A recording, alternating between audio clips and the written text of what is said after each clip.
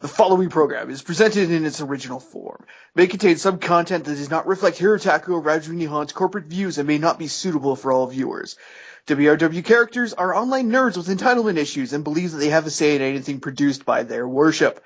You can block access to all programs and others like it using the parental controls in your WRW accounts. Wait a minute, we don't have those.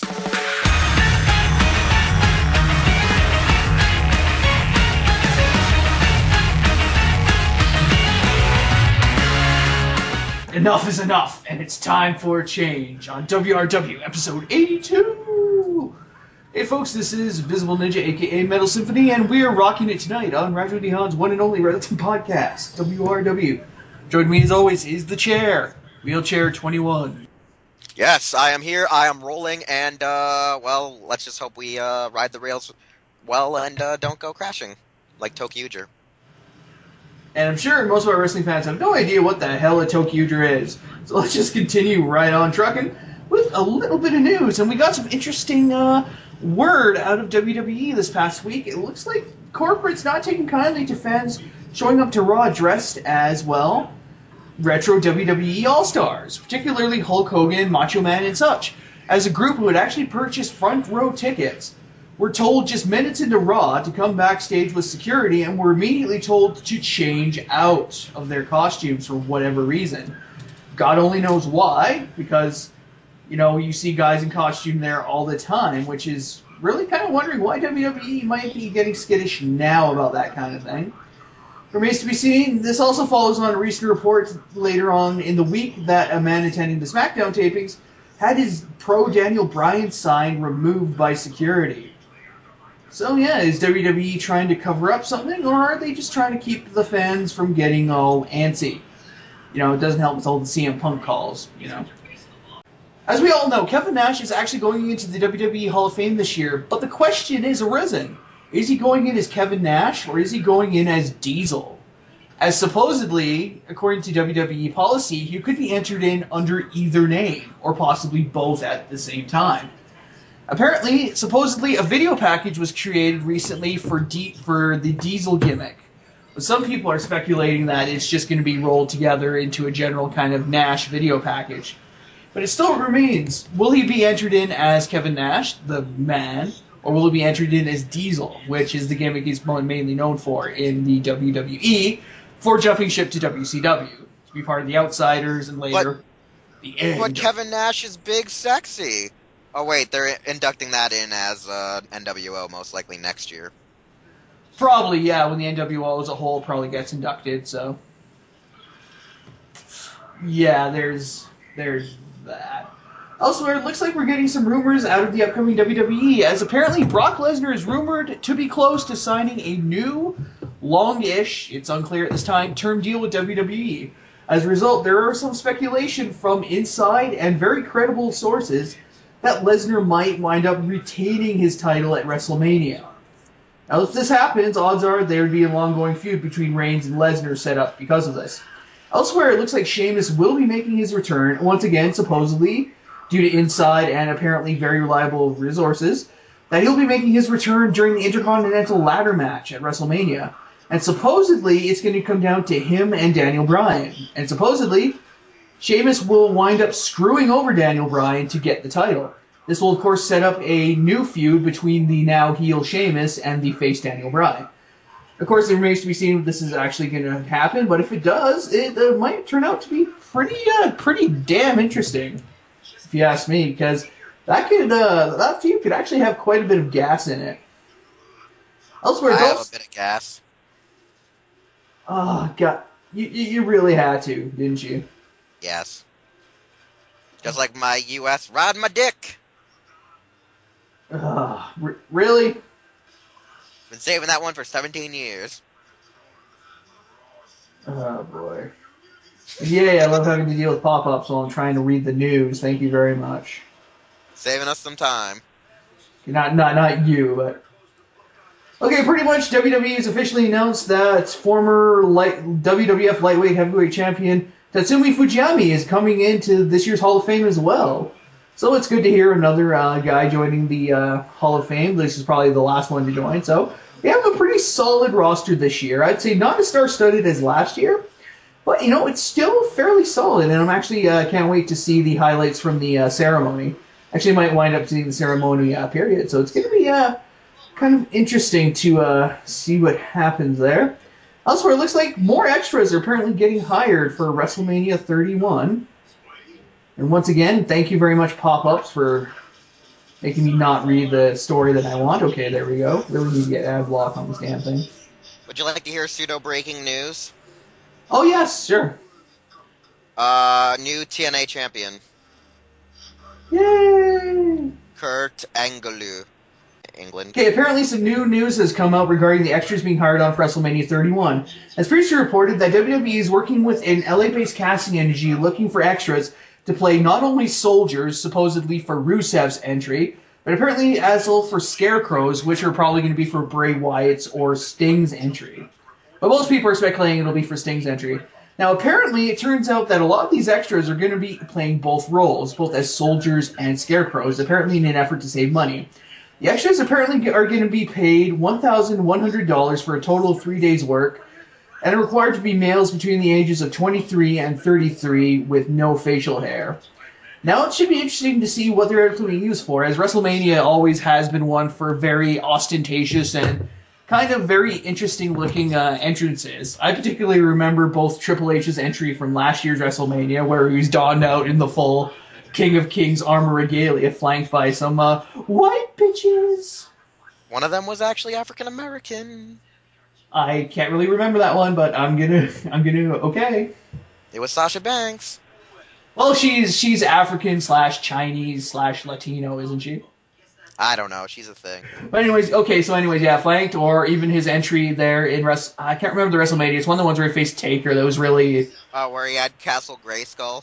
Yeah, that had loud belled old soldiers showing up with the full armor, and then he just kind of popped up and hit the game shit. So yeah, I just remember that was just really awesome, and like his entry last year was pretty good. Taker's entry at 29 was just great, with him coming out through the River of Souls and stuff like that. Like these entries can really be like kick ass. And I can't wait to see not only Rusev's, because apparently with all the, probably they'll be dressed as like Russian soldiers or something like that. Hey, you want to know what one of the shittiest entrances was? John Cena with all the clone Cenas.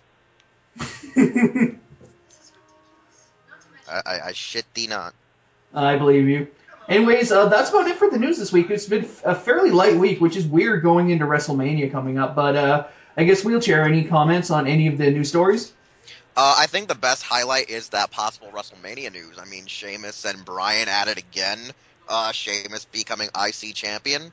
That's a giant what? Yeah, and once again, we can thank Mets Fan Forever for this, who has been a reliable inside source in the past. I know, he was the guy who actually called, the entire Survivor Series match? Yeah, he hit that, like, perfectly, like, who was going to take out who. Every result was right that night, which had us pissed while we were watching the show. Yeah. Every result. Still raises the question exactly who Mets Fan Forever could be, but... Yep, it's probably the Brooklyn Brawler. I mean, Brooklyn... It would have to be somebody who has access to the booking, though. It'd be probably it probably is the Brawler. Think about it, Brooklyn, Mets, New York, right there. Unless he's a Yankees fan. Yeah, that's true. But, no, I think that'd be interesting. It'd be more interesting if the Brock Rock 32 is happening. I know, like, we're supposed to get a rematch between them someday. Someday. Probably never. But someday. Yeah, I think that's more the shocking aspect is, that whole Bryan news just to piss off the crowd. The supposed WWE are bullies bullcrap about, hey, take off the suits. Well, I see why they kind of wanted them to take off the suits, because they were all in the front row. Mm-hmm. And that's technically a bad thing. I know, yeah. Like, there's been times where there's a couple of them in the front row, or a couple of them all around, but they were, like, literally all of them in a row in the front row. So I could see why they asked them to kindly do it. Mm-hmm. I mean, I wasn't really into it. I was, I'm okay when you see it at WrestleMania, but at a Monday Night Raw, I'm like, nah, kind of stupid. And I think one of the other things that was stupid about it was the pro Daniel Bryan signs. It depends on what was said on that pro sign. We don't really. I haven't really been able to see what was on the sign yet, but I just Because know. there are certain types of signs that WWE will take down because they're very how I should say colorful, or as Spock would say, a colorful metaphor. Is it time for a colorful metaphor, Captain? Yeah, pretty much. It was one of those. But for the rest of the news, yeah, not so much. What would you have to say? With the signs, yeah, I can kind of see, like, especially if it has profanity on it or something, yeah. Or if it's referencing something that WWE doesn't want to, kind of acknowledge. Like, I know it's common policy for security to confiscate any and all Benoit signs. I mean, Chris Penn? Yeah. Or anything like that. But yeah, like, again, I can kind of see the reasoning because they were all up in front, but then again, like, you see guys dressed up as, like, Hulk Hogan and the Ultimate Warrior even at Raws anyway all the time. So I don't Never really see all what... together, like, as a group. Well, never all together, but like I said, it's not like it's something like every wrestler, you'll have some guy dressed up as Stone Cold or as, like, the Ultimate Warrior or Macho Man or something. So I'm just saying it's not uncommon. It's a bit weird, but hey, it's their damn sporting event. They can do whatever the hell they want. So yeah. As for the extras, once again, I'm actually very interested to see how they use the Scarecrows and Soldiers for Rusev's and either Bray's or Sting's, but probably Sting's entrance. Because, like I said, it's going to be really interesting to see. It's great to see another Hall of Famer inducted, especially from the long gone light heavyweight division. And yeah, Nash going in as either Diesel or himself. I don't think it's really going to matter, like you said, because he's going to be in this year one way or another, and he's going to be probably in next year when they're probably are rumored to induct the NWO as a whole. So don't forget now. He's going to get 2 rings. 2 rings. You know, the only man to have 2 rings right now in the Hall of Fame is? Yeah, Ric Flair. Yep. He's in by himself and as a member of the Four Horsemen. Yep, and that means Hogan's going to get 2 rings. 2 rings. 2 rings, yeah. Technically, Savage will wind up with 2 rings posthumously. No, he'll only get 1 because he wasn't a founding member of the NWO. Oh, that's right. Damn. And I never thought. Wait. Okay. Here's a question. Does that mean that will Bischoff get a ring then? Oh shit. That actually might happen because he was a part of it. That's what I'm saying. Like, what about Bischoff? That means he might be there next year. No! Like, okay, Randy, yeah, like you said, I can understand since he's not a family member, but here's a question. Will anybody who was ever a member get one, or was it only, like the iconic members, though? I think it's the main 3 plus... Like I know with the 4 Horsemen, not everybody who was a Horseman got it. It was only, like, the 4 most iconic. Like that where the Horsemen got them. So yeah, there's that question. Then obviously freaking Hall, Nash, and Hogan are. Actually, there were 5 members of the 4 Horsemen who got rings. Project. Oh, there were. Yes, because J.J. Dillon was with them. Oh yeah. The manager. Ole wasn't there. I think they actually mailed Ole a ring, but he wasn't at the. Ole got a ring, but was not mentioned or whatever. I believe because I heard Ole did get a ring because he's one of the original 4 Horsemen. But then Barry Windham, who was the iconic replacement for him, also got one. And was a part of the members that were introduced and inducted. Ole wasn't there. The main ones were, and so was J.J. Dillon. But yeah, either way, it's, like I said, going to be a great Hall of Fame this year, and I'm looking forward to it. And I guess that's about it for me. All right, then. And I'm pretty sure Project isn't talking. He's going to be Ghost Project. Ghost Project. Ghost. All right, I guess we get on to our first discussion topic, man. Oh, no, actually, no. We only have one discussion topic. Oh, that's right. Yeah. Which we'll save for the ending. Yeah. It's a bit of a light week. So. Very light week. It's like I said, which going into a WrestleMania, like it's like we're closing in on like a week to Mania, and yeah, it's kind of weird to have kind of a light week, but then again, I guess it kind of makes sense because everyone's gearing up for Mania. I guess that would make some sense. It's like gearing up for Christmas. Yeah. So anyways, yeah, I guess we'll move on to the cards then. I will read the Raws. The Raws Okay. I read. You get Raw, and I guess I'll get SmackDown. Yes, just meet your... And you'll have to do NXT, because again, I still can't watch it. Okay. So, Raw this week. We had another bullcrap promo for Rollins and the Authority, and it was just utter crap. It was utter freaking crap. So bad that I think me and Visible Ninja just tuned that crap out. But the first match on the card was AJ versus Nikki, which was like a 15-minute match on Raw. Nikki won via pinfall due to distractions by Brie and Paige brawling outside. Then there was an interview with Renee. Renee hosted an interview with Kane and Big Show. And match 2 was Ryback versus Miz, where Ryback beat the Miz via pinfall. We had the U.S. title contract being signed because of Cena, Rusev, and his weird, creepy lawyer, as chants for Lana erupted because she's off filming a movie for WWE, which also stars Edge. Match 3, The New Day versus Cesaro and Tyson Kidd. Tyson Kidd and Cesaro actually defeated The New Day via pinfall. Seth blows up at J&J Security. We have the Brock promo, which was a badass promo about how he's going to destroy Roman. Eric Rowan versus Big Show. Rowan wins via countout. We find out Larry Zbyszko is going into the Hall of Fame. We had a battle royale with Henry winning. Then we had a Paul Heyman and Roman Reigns promo. We had also a promo with pretty much Seth talking crap to Triple H in the back, which got Triple H kind of pissed at him, but then, they all reconciled real fast to get ready for the main event. Match 6 was Bad News Barrett, Luke Harper, Stardust versus Daniel Bryan, Dolph Ziggler, and Dean Ambrose in a rematch from SmackDown. Ambrose this time picked up the pinfall victory after stealing one from Ziggler, after stealing it actually from Ziggler and Bryan, and it leads into an Intercontinental match brawl where Wade Barrett finally gets the belt back in his hands and in his custody.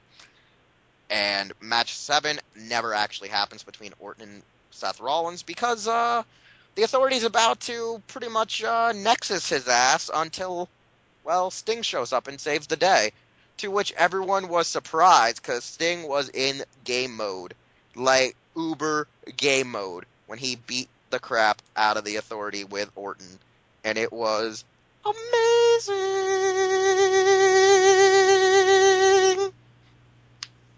Visible Ninja, your thoughts? Okay, I'll say this much. That opening promo was just god-awful. I mean, it was basically the Authority apologizing to frickin' Rollins for, Orton kind of going to town on him. And I thought that was just frickin' just absolutely just a horrible way to start off a Raw. And the content itself was just bad. Opening up with a 15-minute Divas match was insane, but it was a decent match to boot. It's actually kind of obviously hyping up for their WrestleMania tag team match, so it's going to be pretty cool to see which way we go with that, but it's going to be awesome. The Ryback match was all right. I mean, they're still kind of doing the whole Miz-Dow kind of sundering thing. Should be coming apart fairly soon. Kids is our New Day. That was all right. I mean, Cesaro and Kid are really starting to gel, I think. Because, believe it or not, they actually do make a pretty damn solid tag team, since they're both pretty sound technically. Not to mention they have Natty kind of hanging around for some extra technical points. Hey, wasn't that match the one that had the bullshit ending, though, where he won by using a European uppercut to the back of the head? Yeah, I think so. Yeah, oh yeah. The one where even I said, what the hell was that? Yeah, kind of WTF. Because it just came out of nowhere. Yeah. And Heyman, the Heyman promo, once again, the promo on Lesnar was, once again, great. I mean, well, what can we say? Heyman's the man. I mean, the man can cut a promo in his sleep. Really, all I ever have to say is that the Intercontinental Championship brawl, again, they were trying to capture lightning in a bottle twice after the just phenomenal match they had on SmackDown, which is easily, probably so far, I would say, a good contender for match of the year. That brawl from SmackDown. Don't forget, this was the SmackDown from last week. Yes, the SmackDown from last week. That's what I'm saying. Like, that match is an easy contender for match of the year so far, just because it was so phenomenal. And they were trying to capture lightning in a bottle twice, and I would say they didn't entirely succeed, but it was still a good match. But you would say the end brawl was probably the end brawl. Yeah, it was good. Like the match itself was okay. Like I said, it wasn't as good as the one on last SmackDown, but it was still a good match. The brawl was pretty good, and it's setting up what's coming on this week's SmackDown, which we'll talk about when we get there. But oh my god! Spoilers! Yes. It was fantastic. It was match of the week. Oh. Yeah, but anyways, this Raw, this is like the second to last Raw before Mania. Other than the opening promo being really lackluster, otherwise we had solid matches, a great Divas match, a killer IC title brawl. The whole Rusev thing, yeah, people were really pissed that Lana wasn't there because she's off filming the movie Interrogation with Edge right now. But she apparently might show up, might pop up for WrestleMania, but... Yeah, so Rusev had his fucking lawyer there, and I just loved how the whole crowd just kept chanting, "We want Lana, we want Lana." And Cena made the corporate bout, so which one of you actually has the pair of balls? which was admittedly a good improvisation there on Cena's part, I will admit. That whole thing was kind of but you know what, like I said, in the end we got decent promos. Pretty good matches, again, good promos other than the first one. And pretty solid matches, so I would say I really did like Raw this week. It was pretty good. Well, what about the ending, Visible Ninja? What about the ending? Oh, yeah, I almost... Yes. Yeah, so Sting just declared war on the Authority. Because you don't threaten to Benoit, a man, and not have him expect to come in ready to stick a bat up your ass, so... Yeah, dude, when he showed up, I think we freaked the hell out. Like, we were like... Honestly, I thought it was going to be another fake out. You know, like we've gotten before with Sting. Like the last time. But nope. There were RKOs on everything. And baseball bats. RKOs out of Africa, RKOs out of Pennsylvania, RKOs out of, pretty much everywhere. Like... And a baseball bat to boot. I was like, oh. And then when Orton sized up for the RKO, it scared Sting for a minute. They're like, wait, what's going on? And then what he hit it on, I think Kane, wasn't it, or something? It was like on one of the other guys. Like, we were thinking he was going to hit. We thought it was like a stage to hit Sting with it. We were like, oh, God. Nope. Oh, God. Yeah, it looks like Orton's pretty well solidly siding with Sting on this one, so... So, Orton's a face. Yeah. That's what I have to say, though. Damn, yeah, it was a pretty good SmackDown, I thought. What do you think, Chair? Okay, it's pretty good Raw. The promo was shit. The opening match was actually excellent, and honestly, Nikki Bella and Brie Bella, I say they've finally been able to get real wrestling into their repertoire, but I can't like them because of their heels. And I can't really appreciate them because of the whole Total Divas show. I can't really appreciate a lot of things because of Total Divas. Like, I think I would care more if that Total Divas show... Oh, good sir, you know talent is sexually transmitted. Well, at least with Nikki and Brie, it actually shows it works. Even though AJ says it doesn't work, but, you know. It doesn't work with her. Yeah. Didn't work with her. She already had talent. Nikki and Brie, they got talent by taking the D. They took a good dose of vitamin D. The card was practically shit to me. Like, I wasn't a fan. I didn't really pay attention to the Miz Ryback match. Like, I was like, fiddling around, and I think, playing a video. Wait, I was building a Gundam on Monday, I think, or something. Like, I was building, a Gunpla. And, I just kept looking down, looking back up. Oh, match over? Okay, here's the result. I just went and wrote the card. When there was a good promo, I watched the promos. Yet again, this Raw was good for its promos, except the opening promo, and good for its ending segment. The brawl was, the brawl and Orton's and Sting against the Authority, great. The best match on the card was really the rematch from SmackDown. Finding out Larry Zbyszko is in the Hall of Fame is interesting nonetheless, and the fact that he will be inducted by Bruno Sammartino was shocking to a few of us because we know their heated rivalry. Would you agree, Visible Ninja? Even though we probably didn't see their matches, we know of the rivalry. Yeah, that was a bit interesting that they're going to have Bruno put him in. Mind you, it's kind of fitting, they're kind of putting in whoever they had the greatest rivalries. We know it's going to be Hogan who's going to be inducting Macho Man, so... Ooh, yeah, brother! Well, I that remember plus because a they're time. also members of the Mega Powers, so. But Metal, I remember a time. Mhm. You know, with the hot dogging. Yeah, I gotta work on my Macho Man impression. Yeah, you're gonna have to work on that for the Hall of I Fame induction. will. Even though he won't be there to actually do the whole thank you WWE, and it'll be Leapin' Lenny, which is sad. Well, yeah, it's the unfortunate medical condition called being dead. I know, but it's just sad when like they can't actually accept it for themselves. Yeah. You're just like, oh, I want to hear all the great stories they have to tell, and they're Well, dead. yeah, like we got last year with Warrior. Then he died. Well, Like that was different. then he died Yeah. 4 days later. Then died. That was more like, Yeah, but yeah, Warrior definitely had a few tales to tell though. I think when Warrior even said about how his promo on Monday Night Raw, that's still spooky. Where he's like, you could be gone the next minute, next day. We're just sitting there like,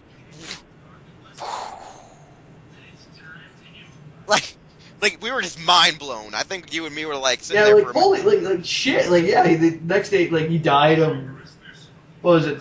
Brain aneurysm, I think. Something like Just like heart attack. shit, yeah. Like, oh damn! Like That was the the spookiest next thing day. about, like, that's still the spookiest thing about like being the legend and saying like you could be here one day and then not the next, and you're like, But as long as that man makes the blood pump through the veins of others, that man's spirit is legacy. The running man will live forever. yeah, he actually said that too, which was crazy. I was like, like it's pretty much like. And I'm then not gonna lie, like that promo he gave us was like the Lloyd Bridges done, and then like he died, and we're like, wow, that was the greatest Lloyd Bridges like ending ever. Like holy shit, he was like peace. Like it was like watching Optimus Prime on the first episode of Robots in Disguise, where he's like, "You're a good leader, Bumblebee. I take my leave." bye. You're like, oh, oh God, oh God. Like if he was passing the torch to somebody, like that person better be endowed. Like holy crap. But yeah, Raw was good. It was decent. We need to get over to NXT, where the future is coming. The future that will be soon forever. Would you agree? Would you agree, Visible Ninja? Yes, I would, good sir. All right. So this week with NXT, they were in Ohio for the Arnold Sports Festival, where Triple H accepted actually I think Hall of Fame induction as well as Michael Jai White into the Sports Festival Hall of Fame. Dynamite. Dynamite. Yeah, that's the only reason I knew Michael Jai White was there, because of the fact that he mentioned that he was going into the Hall of Fame on his fan page. I also saw it on NXT. First match on this card from Ohio, Kalisto versus Tyler Breeze. Tyler Breeze wins via pinfall. Now, the funny thing about this crowd was they only booed the heels because they had to, but when they came out and won, but when they were in the match, they cheered everyone. It was like one of those ones where they booed because they had to at the entrance, they booed for the win, but they cheered when they were wrestling. So they actually gave them a good, respectful cheer. That was a cool thing.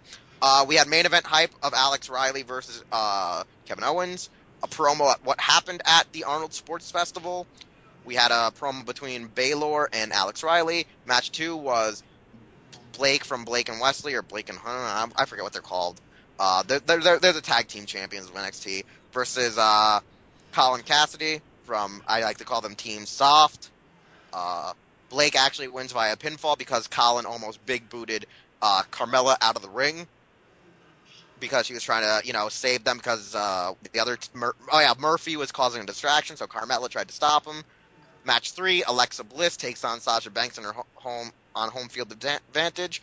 And ironically, this is the funny thing: the place where they shot NXT from was also the same building that housed Alexa Bliss's high school's proms. This building, supposedly, Alexa Bliss said that it hosted all the proms for the high school she went to, which is ironic. So this literally was home field advantage. So she actually wins via countout because Banks, kind of just walks away from the match. But then William Regal makes it a rematch for next week's show, where the title will be on the line. Match 4, we saw Alex Riley and Kevin Owens in a wonderful match. but because Kevin Owens is that destroyer, he beats Riley via pinfall, and then he's about to destroy Riley, but Baylor comes out to make the save, and a huge brawl breaks out, like Attitude Era like brawl, and it results to Baylor's going in for his coup de grace drop kick. Owens gets out of the ring and like kind of cowers for a second, then makes him look like he's tough and cheering and like saying "F you, you ain't gonna get me," yada yada yada, and gets away. So great closing, great show. Visible Ninja, what are your thoughts on just knowing the results in the card? Sounds like a killer show, especially since I know that WWE is kind of going full court with the Arnold whatever it's called. The Arnold Power Sports Festival or something like that? Yeah, Power Sports Festival or whatever. I know WWE is definitely making huge inroads there because Arnie's running it. So it was interesting to see them actually doing some stuff from there, which is interesting. And the Bliss angle was cool. Yeah, pretty much. Otherwise, it sounded like a pretty damn solid NXT. I'm probably gonna have to see if I can download it somewhere. Hey, Visible Ninja, don't forget the meme. The future is hot. Stops, looks at Alexa Bliss, stops. Future is hot. Yeah, there's a meme out there that says the future is hot, and then it shows Alexa Bliss from her modeling days. And rightfully so, good sir, rightfully so. But yeah, no, that main event close, I was so happy. But man, like I thought nothing could top that main event close, or the Sting thing until we went to Sting thing. Yeah. Oh boy, get your awesome hats on, people, because we started off with a promo with involving Roman Reigns, Mark Henry of all people, and the Authority, which was it was a better promo than what Raw started with. Still not a great promo, but it was still a decent promo, as far as promos go. Our first match of the evening was actually once again a Divas match of Paige versus Brie with both AJ and Nikki on commentary, and of course they're kind of tearing into each other. Well, actually, Paige was able to actually reverse a pretty nice move by Brie, and was able to pull out a pretty good pinfall win. So, yeah, needless to say, the Bellas are not happy that they were able to pull that off. Match 2 was our Icy Gauntlet match, which was just goddamn epic. And I noticed that you did not list who was in it, so that's great. My apologies. I know, okay, anyways, it starts with Dean Ambrose. And Stardust. And Stardust, that's right. Dean Ambrose and Stardust, who actually went at it for a good while. But Stardust was eventually able to, let's just say, dirty deed Stardust right into his face and take him out for the pin. Next up was R-Truth, but Stardust was still kind of salty about it. So he stuck around to, somewhat, meddle with things. But ultimately he got taken out, and Dean was actually able to very quickly take out R-Truth. Of course, next up was Luke Harper, who unfortunately was able to take out a weakened and winded Ambrose. And after that, outwards came the DB himself, Daniel Bryan, who pretty much put away Harper with his patented hurricane kicks, which was good. And then came the main event, the show-off versus the GOAT. And this battle raged as man each moved, counter-moved, reversaled, and landed increasingly more devastating hits. Move after move, reversal after reversal. Ziggler was even able to escape the yes lock until finally Ziggler was able to hit the zigzag and got the pinfall. Of course, Barrett then shows up and takes them both out, so it doesn't really matter. Match 3 was billed as the first ever mixed interspecies tag match. Basically taking place between with Cesaro, Kid, and Natalya versus Los Matadores, featuring El Torito, who WWE insisting is an actual bull when he's obviously, a midget luchador wrestler. So, yeah. But regardless, the action in this was once again actually fairly good. The luchadors actually showing they do have some talent, and once again, Kid Cesaro actually showing that, once again, they are pretty well gelling as a tag team. But more interesting was when Natalya kept tagging herself in, wanting to get some action, only to get immediately tagged out mostly by Tyson Kidd, until it came down to just Natalya and El Torito, in which case Natalya absolutely destroyed El Torito. Like, I don't think that little guy's going to be able to get up for a freaking week. And Natty, of course, gets the pin on El Torito for the win. So, yeah, looks like Natalia, yeah, she could put a bull down if she has to. Anyways, match 4 in the end was Roman versus the Authority, kind of one of these bullshit punishment matches. But long story short, Roman was able to take things out, not to mention with the help of the timely arrival of one Randy the Viper Orton. And that was SmackDown this week. The promo opening was, especially though... Yeah, like I said, it was better than Raw's, though. Even though we knew it was going to lead into something, later on in the show, like the main event. But honestly, the IC Gauntlet match should have been the main event because, oh my god, that was amazing.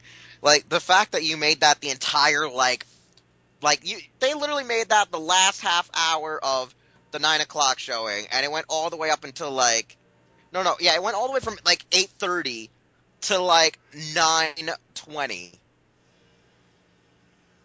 Because then they had the Cesaro Kid match and then the Roman Authority bullcrap real fast. Which, if I remember, this Tyson Kidd 6-man tag match lasted, another 10 minutes, so we went to, 9:30. Yeah, it was... 9:30, 9:40-ish. Yeah. And then Roman in the Authority match went, 10 minutes, and then Orton came out and RKO'd everyone for, the last 5. So, the Gauntlet match was, the show stealer, because Paige's match was really rushed compared to AJ's match. But I think that was just because the IC Gauntlet match was the match of the night. It was really the match of the week. It is, one of the best Gauntlet matches we've seen in a long time. We rarely get Gauntlet matches, and we rarely get ones that actually have good close results, where it actually seemed even though the guy before was a little winded from his previous fall. I just really loved that closing. I remember I wasn't going to record SmackDown until the IC match got, all the way up to, Dean Ambrose on his second win, and I was like, alright, record the entire SmackDown it is. So, it was interesting, it was great, I enjoyed it, I don't think there was anything bad about it. I think that was the entire reason I watched SmackDown, was that match alone was great. The closing was great, I mean, RKO's out of nowhere, he hit 8 guys with the RKO? Or 8 RKOs. There were RKOs getting dealt out everywhere. People got doubled. They were not pretty. I think Jamie Noble took 2 RKOs in one night. But Visible Ninja, what are your fuller thoughts? Okay, yeah. Once again, I'll say the opening promo, like you said, it wasn't great, but I'll say it'll beat anything than the one that was on Raw.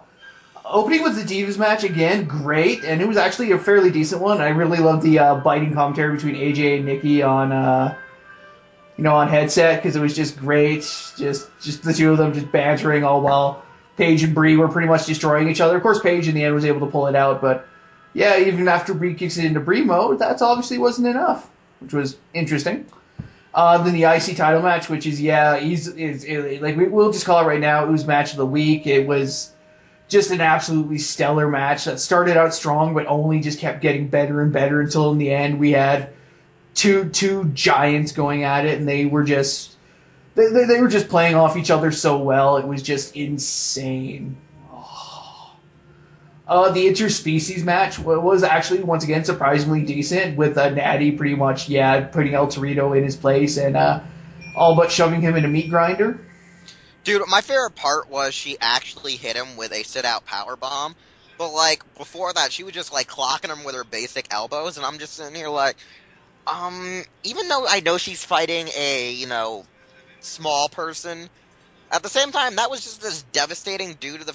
even though he's more built than some of the divas for his stature, I was like, that still was pretty devastating of a powerbomb, because when Natalia's hit powerbombs in the past, that's usually been, her go-to extra signature/finisher in the few matches I've seen her use it in, because I'll tell you now, she's used the powerbomb only on, 4 people in the past.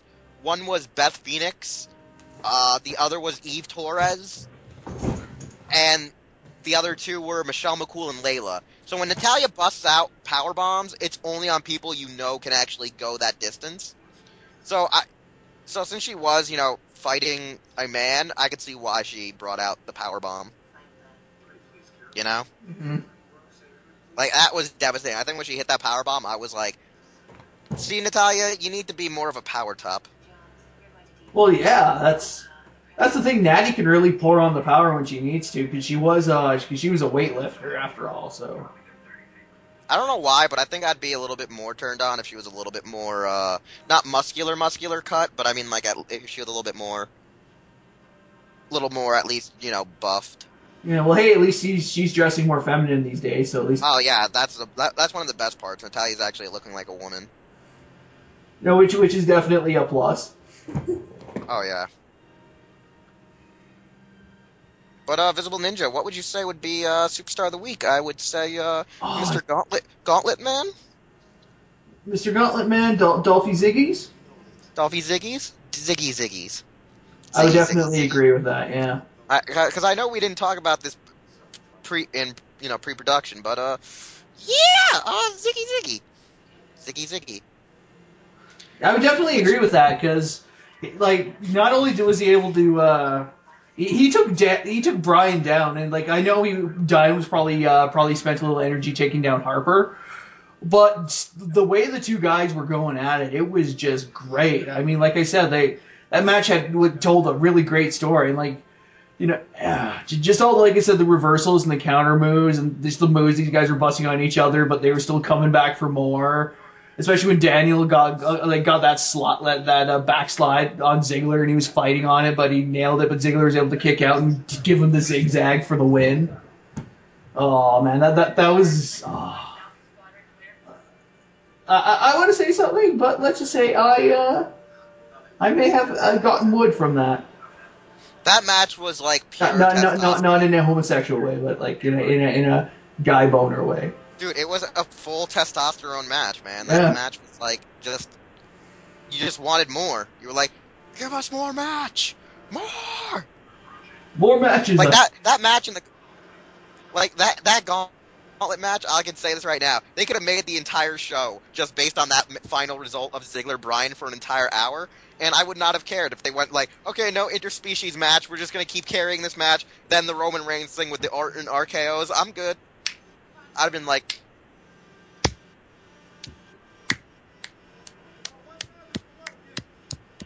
it'd been like that night I watched Shawn Michaels versus John Cena the entire hour on Raw. I was like,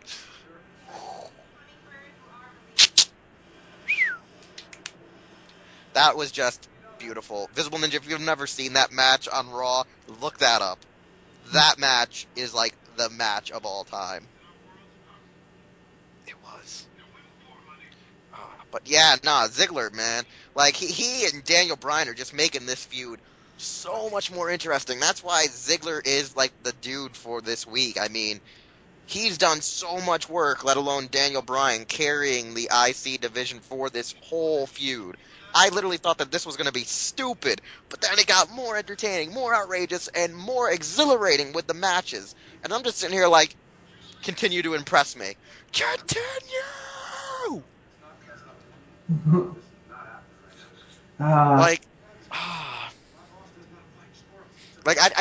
was nothing. The IC title picture is so beautiful. It's beautiful. It's almost enough to bring a tear to my eye. I'm already crying. That's how amazing it was, man. It was awesome.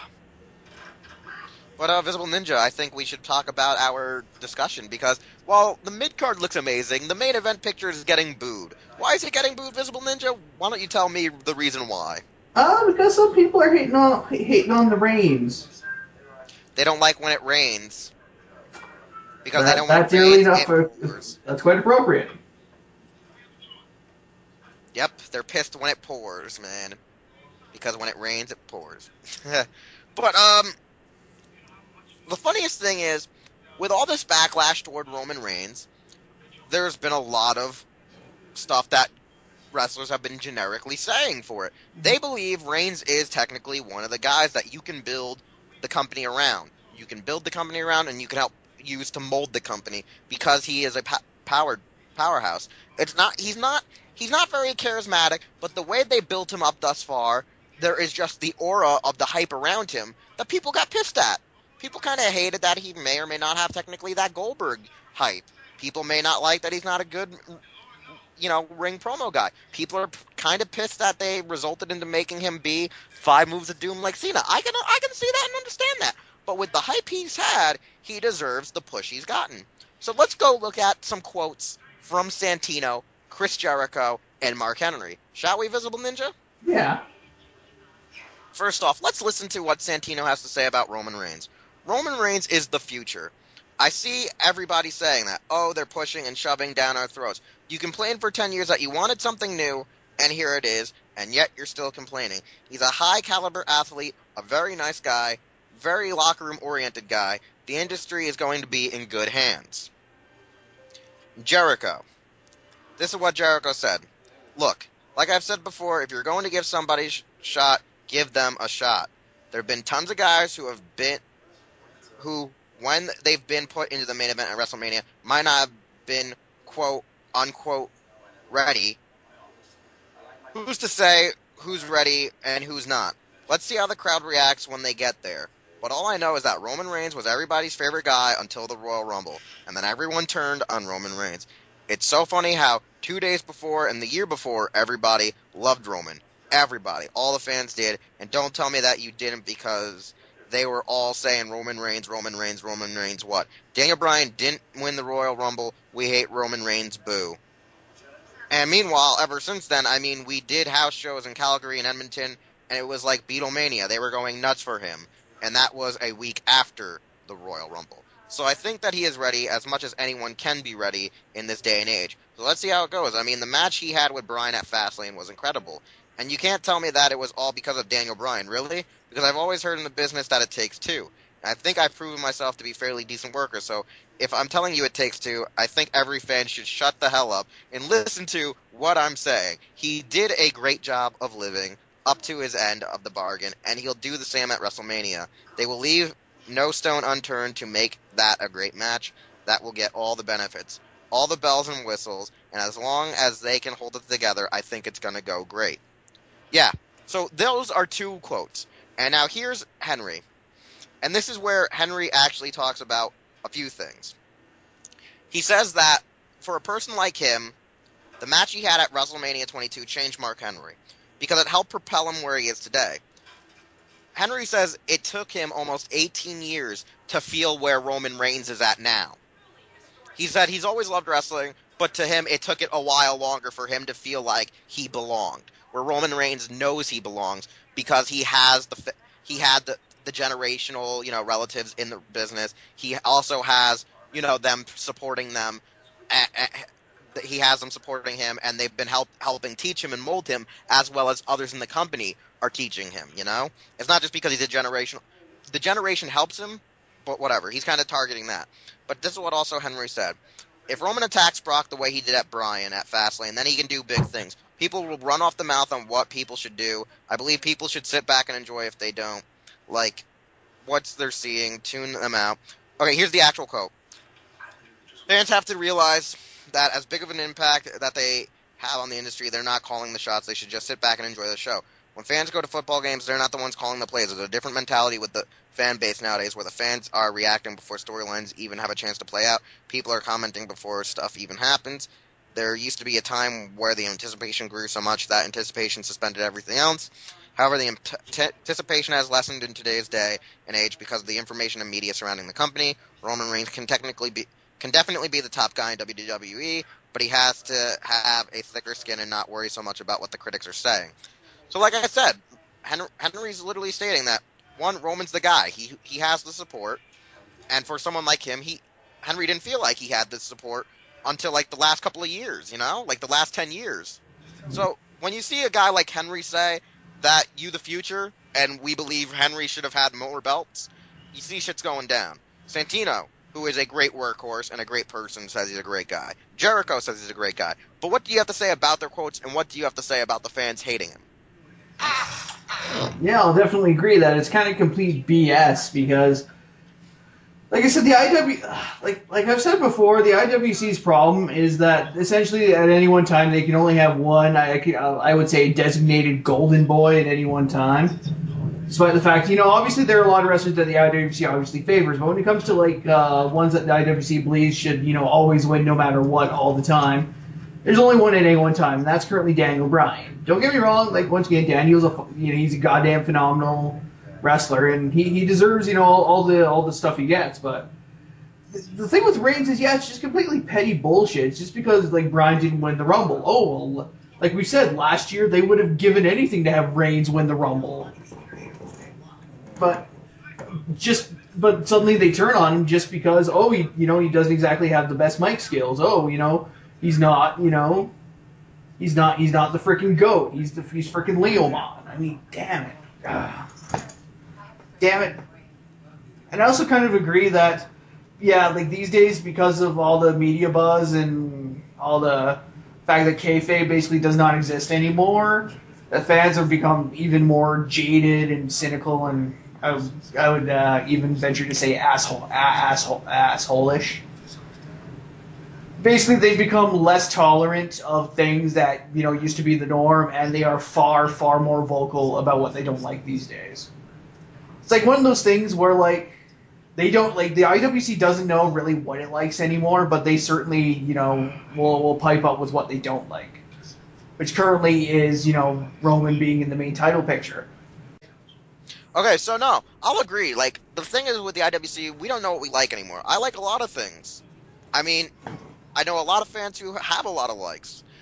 Like, you can still have one golden boy that is your main dude. Like when I see Ziggler in a match, I'm like, that's my choice.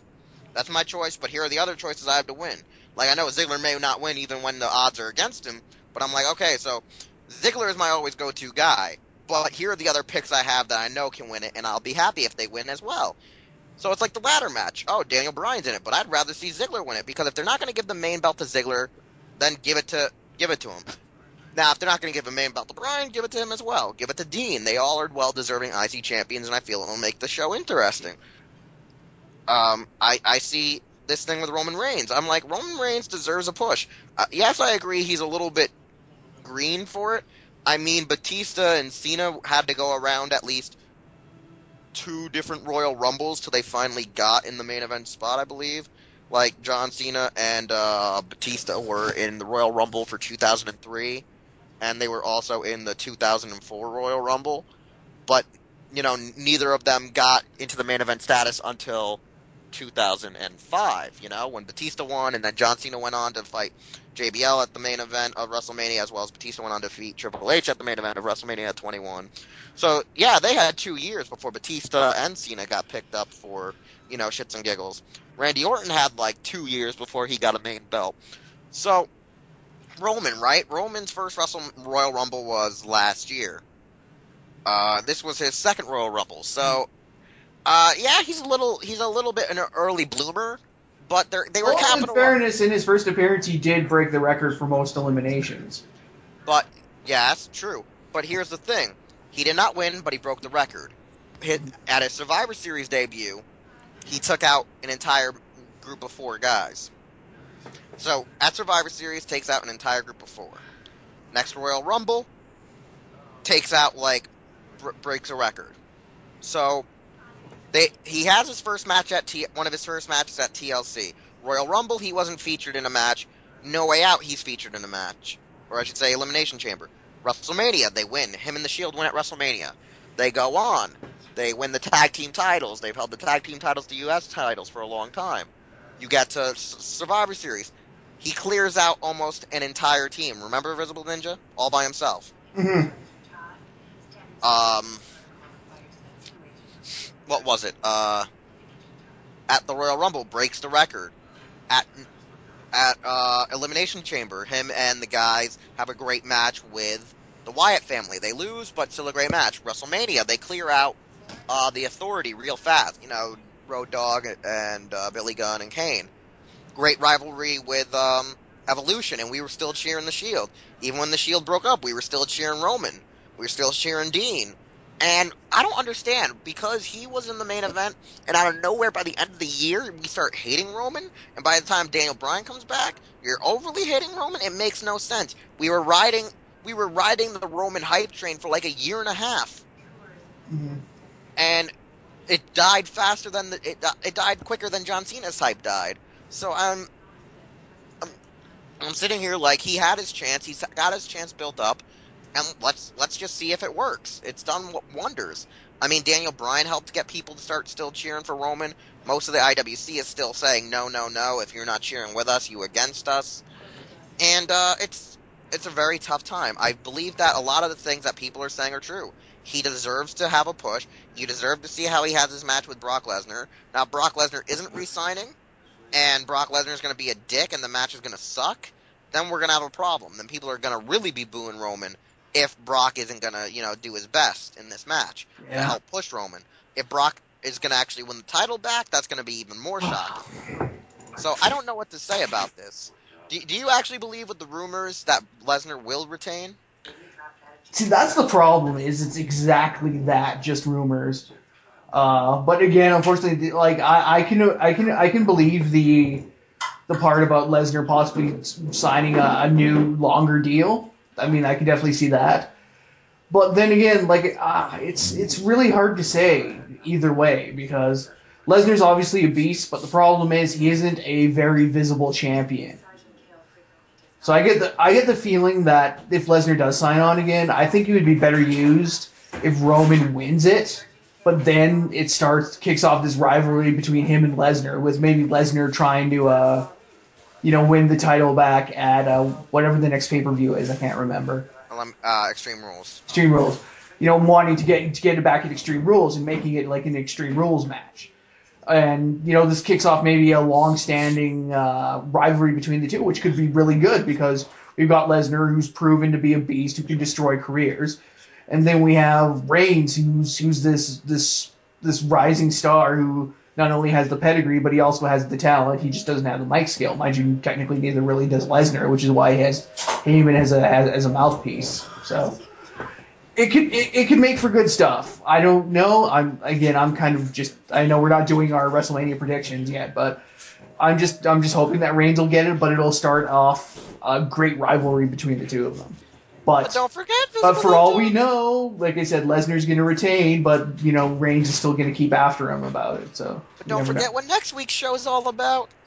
WrestleMania predictions. And the predictions. Oh, you said predictions, didn't you? It kind of came. Yeah, I said predictions. I don't know what the hell you said. I was like, I'm like predictions. I'm hoping that's what he said. Yeah. But no, I'm really like this WrestleMania. I hope Rock doesn't if he isn't signing. I hope he doesn't do a shit job like he did with Goldberg, because that was not a good match, even though there was so much hype to it. Yeah. But I feel like the IWC needs to chill the fuck out. Chill the fuck out. Chill the fuck out. Daniel Bryan will have his day. Not now, but later. Roman should have his time in the sun. I mean, Randy Orton wasn't ready for the belt when they gave it to him, but it was still cool. Do you remember Visible Ninja? Randy Orton was not ready when he won that belt. It was out of sheer luck that he got that belt. Yeah, I guess so. And look what it birthed. The Legend Killer. Yeah. Mind you, Legend Killer Orton was pretty good Orton, though. Wasn't that good later on, but that was because Undertaker. When he started out, he was great. Then he fizzled out. Then we got Evolution Orton. No, actually, it was Evolution and Legend Killer. Then it was Face Orton. Then it went back to Legend Killer, and then it fizzled. Then he joined with Rated R, and then they became Rated R RKO. Then that fizzled out for a while. Then he became the Viper, and then the Viper was the Viper. Viper was the Viper until he, went away for a while. Now he's back, and he's kicking ass and RKOing bitches. So. Bitches! Either way, yeah. IWC, chill the fuck out. Yeah, Roman's got this. Cheer Roman. Roman's got it. Yeah, chill. Cheer Roman. Cheer Leomon. Leomon's our king. Just give him a chance.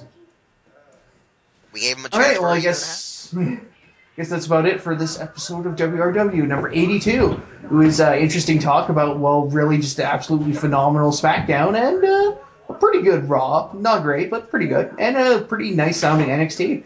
Once again, this has been Visible Ninja, aka Metal Symphony, sitting in with, of course, the Cripple of Personality. And where can people find you on social media, Cripple? Wheelchair21 on Instagram. Oh, no, actually, Wheelchair21 on Twitter and YouTube. Instagram is Oh. Taja_Doyle. Aha, yes. With me, I am Visible Ninja 1 on Twitter, Visible Ninja 0 on Instagram, and of course YouTube, Visible Ninja. Thanks once again, folks, for tuning into WRW. Next time, we're going to the big show. Not the actual big show, but the just We're going to whatever. WrestleMania. WrestleMania. Excalibur. Yeah. Anyways, once again, this is WRW signing out, and remember, folks, don't be a bitch.